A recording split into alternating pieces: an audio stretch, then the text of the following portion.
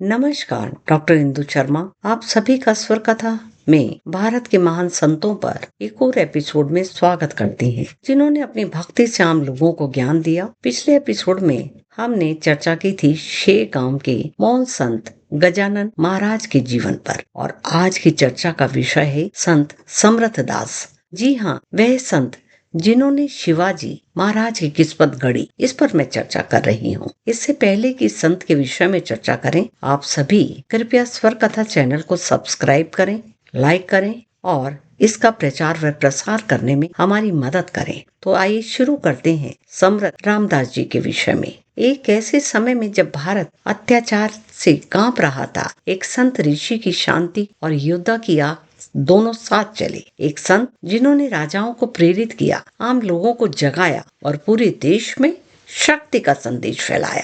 यह थे समर्थ रामदास जी। यह थी उनकी एक असाधारण यात्रा जो शिवाजी महाराज के पीछे की आध्यात्मिक शक्ति थी। और वह संत जो एक बार पंजाब में एक सिख गुरु के सामने खड़े हुए थे। उनका जन्म 1608 में रामनवमी के मौके पर महाराष्ट्र के मौजूदा जालना जिले के जाब गांव में नारायण थोसर के रूप में हुआ था। उनका जन्म सूर्य जीपंत और रानूबाई थोसर के घर में हुआ था। उनका लालन पोषण एक मराठी देशस्थ ऋग्वेदी ब्राह्मण परिवार में हुआ। उनका एक बड़ा भाई था जिसका नाम गंगाधर। उनके पिता सूर्य जीपंत एक वैदिक देवता सूर्य के भक्त थे। सूर्य जीपंत की मृत्यु 1615 या 1616 में हुई थी। अपने पिता की मृत्यु के बाद रामदास अंतर्मुखी हो गए और अक्सर भगवान के विषय में सोचने और खोए रहते थे। 12 साल की उम्र में नारायण, जो बाद में रामदास के नाम से जाने गए, उनकी शादी होने वाली थी। रीति रिवाज शुरू हुए, शंख बजा और पुजारी ने सीता कल्याणम का जापा किया। वे शब्द उन्हें बिजली की तरह लगे और खड़े हुए पवित्र अग्नि को देखा और धीरे से कहा, अगर सीता जी की शादी हो रही है तो मैं यहाँ क्यों? मेरा रास्ता अलग है। वे मंडप से बाहर निकल गए। कोई हिचकिचाहट नहीं, कोई पीछे मुड़कर नहीं देखा।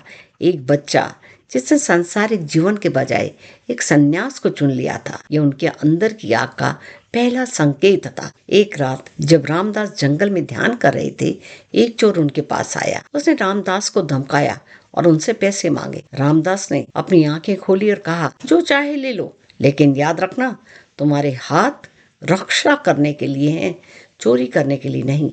चोर हैरान हो गया। डरे वे कोई डर नहीं, कोई गुस्सा नहीं, सिर्फ करुणा। हाँ, केवल एकमात्र करुणा। उस रात चोर ने चोरी नहीं की। वह रामदास के पैरों में गिर गया और उनके शुरुआती शिष्यों में एक बन गया। 12 लंबे सालों तक उन्होंने जपा किया, श्री राम जय जय राम, श्री राम जय जय राम, लाखों बार। उनका शरीर मजबूत हो गया, उनका मन अडिग हो गया। वे सर्व की तैयारी नहीं कर रहे थे, वे सेवा की तैयारी कर रहे थे।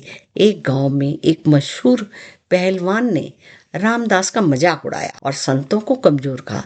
रामदास मुस्कुरा दिए और यह चुनौती उन्होंने स्वीकार कर ली। एक ही तेजी से किए गए वार से उन्होंने पहलवान को जमीन पर पटक दिया। उन्होंने उसके घमंड को चूर नहीं किया, उन्होंने बस केवल इतना कहा, जब ताकत का इस्तेमाल धर्म के लिए किया जाता है तो वह पवित्र हो जाती है। बाद में उस पहलवान ने रामदास को एक अखाड़ा बनाने में मदद की। गुरु हरगोविंद से मुलाकात, धर्म के 2 शीट, सिख परंपरा की एक पांडुलिपि जिसे 50 सखियों के नाम से जाना जाता है, के अनुसार रामदास गढ़वाल पहाड़ियों के पास श्रीनगर में हरगोविंद जी से मिले थे। इस मुलाकात का जिक्र 18वीं शताब्दी के एक मराठी साहित्यिक रचना में मिलता है। रामदास स्वामी जी बखर में भी मिलता है, जिसे हनुमंत स्वामी ने लिखा था। ये मुलाकात ज्यादातर 1630 के बाद हुई होगी, जब रामदास उत्तरी भारत की यात्रा पर थे और हरगोविंद आज के उत्तराखंड के एक शहर नानकमत्ता गए थे। मुलाकात से पहले हरगोविंद शिकार के दौरे से लौटे थे। कहा जाता है कि बातचीत के दौरान रामदास ने पूछा, मैंने सुना है कि आप नानक की गद्दी पर बैठे हैं। नानक एक त्यागी साधु थे, एक ऐसे संत जिन्होंने दुनिया को त्याग दिया था। आपके पास हथियार हैं और आप सेना और घोड़ा भी रखते हैं। आप खुद को सच्चा बादशाह भी कहलवाते हैं, सच्चा राजा भी। आप किस तरह के साधु हैं? हरगोविंद ने जवाब दिया, अंदर से एक साधु और बाहर से एक राजकुमार। हथियारों का मतलब है गरीबों की रक्षा और अत्याचारी का विनाश। बाबा गुरु नानक ने दुनिया को नहीं त्यागा, बल्कि माया, खुद के अहंकार को त्याग दिया। कहा जाता है कि रामदास ने कहा, यह हमारे मन को भाता है, अर्थात यह मेरे मन को अच्छा लगा। छठे सिख गुरु गुरु हरगोविंद, एक संत जो दो तलवारें पहनते थे, मीरी जिसे सांसारिक शक्ति, पीरी जिसे आध्यात्मिक शक्ति कहा जाता है, दोनों महान आत्माएं एक साथ बैठी थी। उनके मन में कोई भी अहंकार नहीं था, कोई बहस नहीं थी, बस केवल केवल केवल गहरी समझ।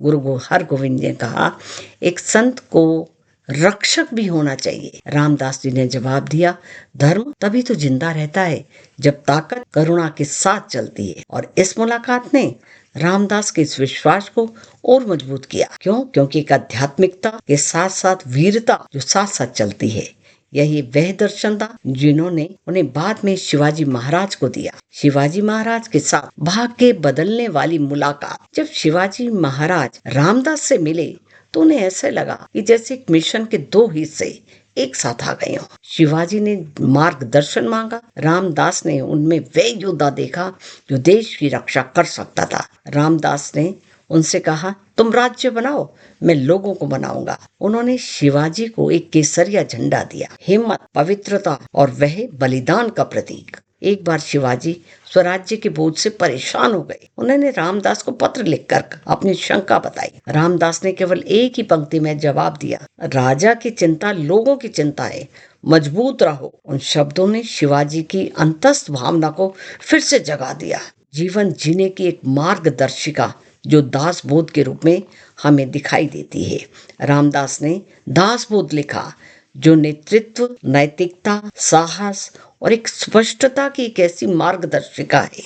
ये कविता नहीं है, ये उद्देश्यपूर्ण जीवन को जीने की एक मार्गदर्शिका थी। रामदास ने अपने जीवन काल में व्यापक साहित्य लिखा। वारकरी परंपरा के संतों के विपरीत उन्होंने शांतिवाद को अपनाया। उनके लेखन में समकालीन इस्लामी शासकों का विरोध करने के लिए उग्रवादी तरीकों को प्रोत्साहित करने वाली सशक्त अभिव्यक्तियां उभरती हैं। वह संत जिसने शक्ति का निर्माण किया। समर्थ रामदास ने सिर्फ भक्त नहीं बनाए, उन्होंने योद्धा, नेता, विचारक और रक्षक बनाए। उनका संदेश आज भी दिशा दिशा में गूंजता है।